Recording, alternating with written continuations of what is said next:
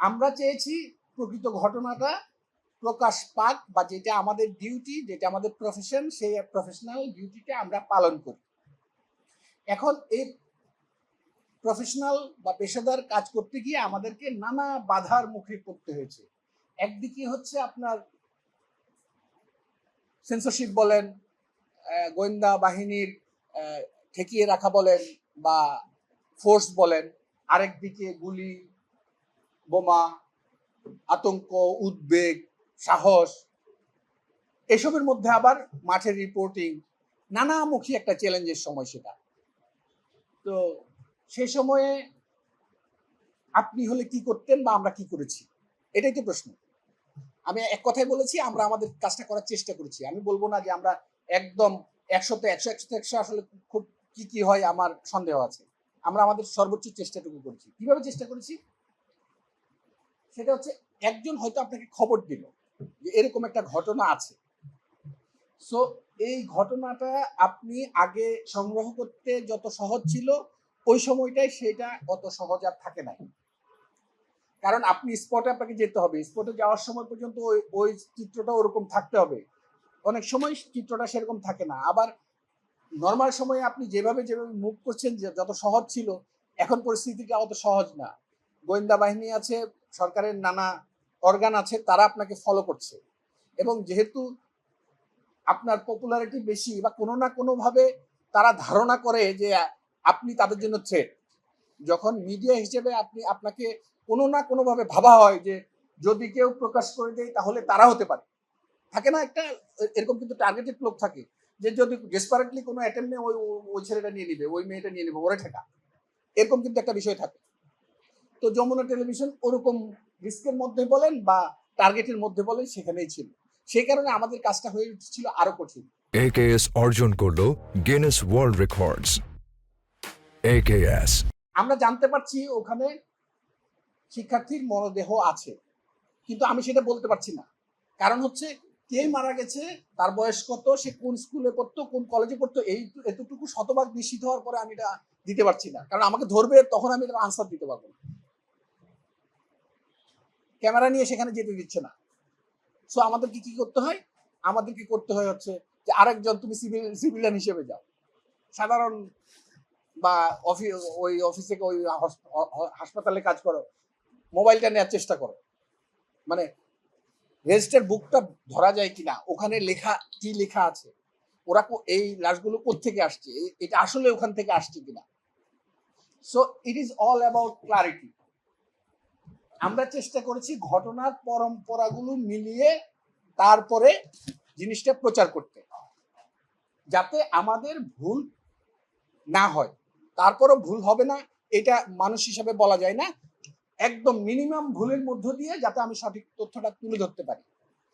এই কাজটা করার জন্য যে শ্রম এবং যে কি বলবো ডেডিকেশন দরকার ছিল, সেইটা আমরা করেছি।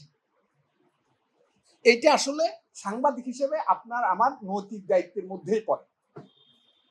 অনেকে বলে যে আমরা কি মিছিলে গিয়ে আন্দোলন করেছি, বা আমরা কি মিছিল করেছি, কোথাও বোমা মেরেছি, বা কোনো কিছুতে আমরা ওরকম ছিলাম না, থাকার কথাও না। আমার একটা পেশাদার জায়গা আছে, সেখান থেকে আমার পেশাটা যদি আমি ঠিক মতো পালন করি, তাহলে আমার মনে হয় আমার পার্টিসিপেশন হয়। আবার আপনার ক্ষেত্র থেকে আপনি শিক্ষার্থী হিসেবে যদি আপনার পড়াশোনাটা ঠিকভাবে করেন, আপনার দায়িত্বটুকু এবং অধিকারটুকু ঠিকভাবে বুঝে নেন, দায়িত্বটুকু ঠিকভাবে পালন করেন, তাহলে রাষ্ট্রের ওই কি বলে সুশাসন বলি, বলি, পুরোটাই আসলে এসে যায়। তারপরও তারুণ্যের দরকার আছে, সেটা জুলাই প্রমাণ করেছে। জুলাই না হলে হয়তো এভাবে ঘটতো না, এবং সেটার মূল উদ্যোক্তা বলি বা মূল ফোর্স বলি, সেটা ছাত্র সমাজ। আমরা দেখেছি না যে আমাদের সমন্বয়করা ডিবি অফিসে একটা বিবৃতি দিয়েছেন না, সেটা কি মিথ্যা? সেটা মিথ্যা না, কিন্তু কোনো না কোনো ভাবে আপনি তো হিউম্যান বিইং, মানে এআই দিয়ে যেটা হয় না বা কম্পিউটার দিয়ে যেটা হয় না, সেটা হিউম্যান অনুভূতি দিয়ে হয়। আপনার ফিল করার একটা বিষয় আছে যে উনি কি আসলে এই কথাটা বলছেন নাকি আসলে অন্য কথা বলছেন ভিতর থেকে, এইটা তার একটা বাইরের অংশ। সো ওই রিডটাও সাংবাদিকের জন্য জরুরি। সাংবাদিককে বলা হয়, আপনারা পড়েছেন হয়তো, যে বাইফোকাল অমনিফোকাল দুই ভাবে উনি দেখেন। বাইফোকাল অমনিফোকাল তো বোঝেন, একটা চশমায় সাধারণত থাকে আর কি, যেটা একটা দিয়ে কাছ থেকে দেখা যায়, একটা দিয়ে দূর থেকে দেখা যায়। সো জার্নালিস্টের প্রাথমিক কাজই হচ্ছে একটা জিনিসকে, একটা ঘটনাকে দুই দিক থেকে দেখা, যে দূর থেকে দেখলে আমার কিরকম দেখা যায়। এ নিয়ে অনেক গল্প আছে, আমি আর বাড়াতে চাই না। মানে আপনি যদি ওই যে ক্যামেরার যুগ এখন, আপনি যদি ক্যামেরাটা এখান থেকে ধরেন, যেরকম ছবিটা আসবে এখান থেকে ধরলে ছবিটা ওরকম আসবে না। সো আপনি অ্যাঙ্গেল ঘুরিয়ে দেখছেন কিনা, আমরা সেটা চেষ্টা করেছি, যে নানা অ্যাঙ্গেল থেকে দেখলে জিনিসটা কিভাবে ইম্প্যাক্ট তৈরি করে বা প্রকৃত ঘটনাটা উঠে আসে। আমরা যদি বলেন দুঃসময়ে সঠিক দায়িত্ব পালনের মাধ্যমে সাহসিকতার কাজ করেছি। আমরা কোনো মানে আপোষ বা মুখস্থ পথে চলতে চাইনি। যেটা ঘটনা, ফ্যাক্ট, যেটার পরম্পরা আছে, যেটা অনুভূতি দিয়ে বোঝা যায়, সেই পথে আমরা চলতে চেয়েছি। যেটার কারণে দর্শক বলি বা বাংলাদেশের মানুষ বলি যমুনাকে তাদের নিজেদের টেলিভিশন হিসেবে করেছে। সেটার জন্যই আমাদেরকে তখনও মূল্য দিতে হয়েছে। কারণ হচ্ছে যখনই আপনি এখান থেকে যমুনা বলে করছেন, তখন তো আরেক যারা ক্ষমতাসীন তারা মনে করতেছে যে যমুনা তাদের শত্রু। সো এদের উপর আরো প্রেশার বাড়াও, বা এদের উপর। সত্যি কথা হচ্ছে, কেউ যখন যমুনার প্রশংসা করতো ওই সময় আমরা খুব আতঙ্কে থাকতাম, যে আরেকটা চাপ বুঝে আসলো। এটা আপনারাও বুঝবেন কখনো কখনো, যে লোকটা আমাকে দেখতে পারে না, সেই লোকটার কাছে যদি আপনি কোনো কারণে কানে পৌঁছায় যে আমার প্রশংসা হচ্ছে, সে তো আরো টেলিভিশনে জ্বলে উঠবে, কারণ ও তো আমার পছন্দ করছে না। এখন ওর কানে যাচ্ছে বারবার, আমাদেরকে ফোন আসছে, ও আপনাদের তো এখন টিআরপি ভালো, আপনারা তো এগুলি করছেন, এগুলি করে আপনারা এই ধরনের ঘটনা ঘটাচ্ছেন, অমুক করছেন, কনস্পিরেসি করছেন। শব্দটা ছিল আপনারা কনস্পিরেসি করছেন। আসলে আমরা কোনো কনস্পিরেসি পার্ট ছিলাম না।